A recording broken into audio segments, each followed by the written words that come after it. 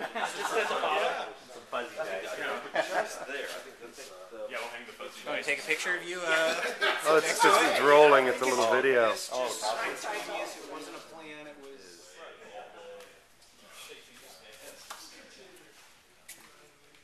World War II era Panther. Gorgeous. Boat of some sort.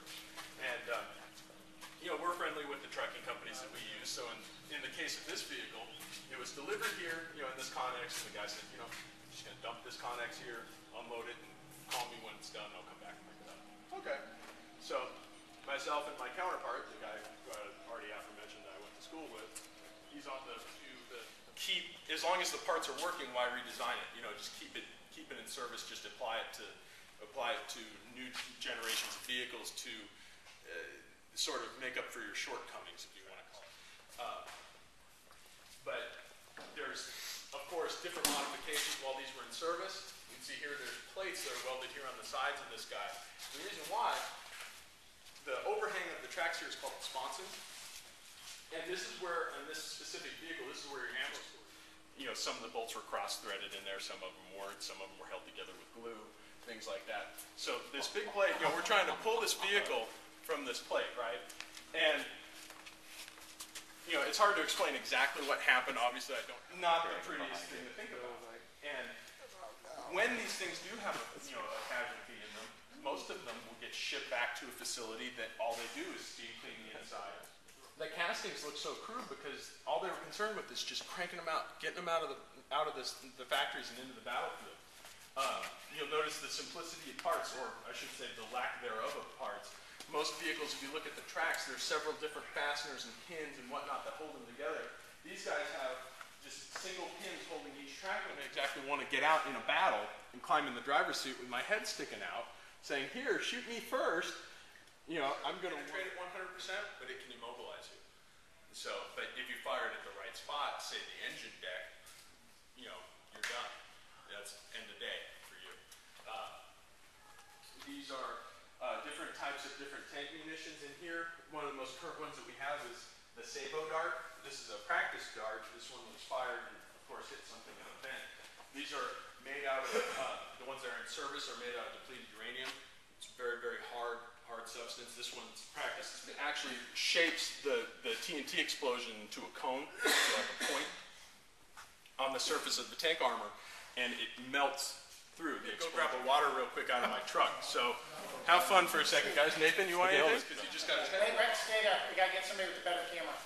Because for some reason I'm getting lines on You getting what? I'm getting lines on my camera.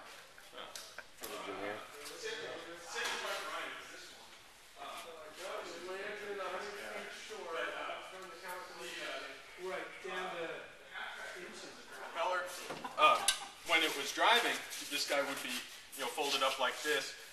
We have the little chain drive disengaged here, just so we can maneuver this thing properly. But it has a little drive coupling down there.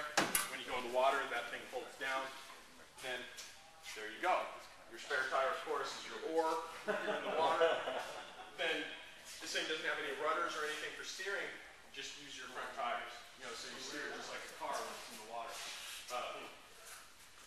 One of the other tour guys that gives tours here often likes to say, other tanks are much faster than other tanks, and these predominantly would be good for one shot. Obviously, the modern American military has adopted the theory of one shot, one kill. You see it, you have accurate sighting mechanisms.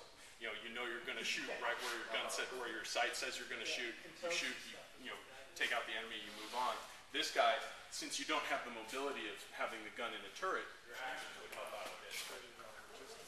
Yeah.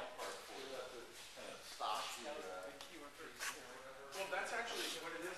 It's called a muzzle brake, and what it's designed to do is it's designed to take away some of that. There we go. And the interesting thing about these vehicles is that we knew the Iraqis had these during Desert Storm, but not one of these launching vehicles was ever recovered during the whole campaign. And we've only captured them now since we've gone in and liberated Iraq. But the interesting story behind this vehicle is that obviously we had it imported, but it was a bear to get it here. And the reason for that is that, well, number one, it's a Scud missile launcher. If you found out that your neighbor was getting a Scud, you know, you'd probably raise a few red flags and start calling the authorities. That's kind of what happened. But the way that it led to that is that the day this thing arrived at the port of Long Beach was September 11th, 2001. So, you know, number one, you get a very effective weapon. There's no automated controls at all. There's no automated sighting. You just have these hand cranks to control the positions of the guns. You know, and you just have, you know, a single Iraqi guy here with the scope. The U.S. government actually confiscated the scope from us. They wouldn't let us have the scope, but they let us have this thing. You know, you can still do some pretty good damage with the guns themselves. Obviously, the guns are demilitarized, but this is quite a unique vehicle. How are the guns fed ammunition? Well, they have these big, you'll see these big boxes here on the sides. And that's where the ammo storage is. Tanks aren't easily distinguishable from, like, say, a tractor on infrared, except for the gun. Because if you're running a lot of rounds through this gun, the barrel gets really hot. So this thing will stick out just like a giant pencil in, you know, an infrared scope in the radio stores, with actually original spec functioning and whatnot. He took one look inside there and he said, I'm not going to fire anything up for risk of being sterile. There's so many vacuum tubes and things like that inside there, enough to power a small country. I mean, that thing sucks up the juice like there's no tomorrow. You have to literally hook like a battery truck up to it if the batteries fail to get it to function. This guy that we're looking at right here is a Churchill tank, kind of like a UFO. And the neat thing about it is you'll notice how short the gun is. And what this thing would do is, rather than just firing a normal projectile, it'll also fire a Shalala missile. This thing is obviously a sheet metal copy representation of what a Shalala really is, but the gun didn't use you know, based on pictures of what was deployed, you know, it's much like planes, you know, right, you know, nose arm on a plane or whatnot. These guys would have, you know, tank crews that then, you know, give their own little personalization, like that one hauling ass and whatnot. They kind of is much longer, you know, is designed to kind of get through, you know, suburbia, so to speak. You know, this guy was just designed to go out into, you know, a field, if you will. This guy has metal tracks. You know, metal tracks, of course, aren't necessarily designed for, you know, radial engine, a 9-cylinder aircraft radial engine.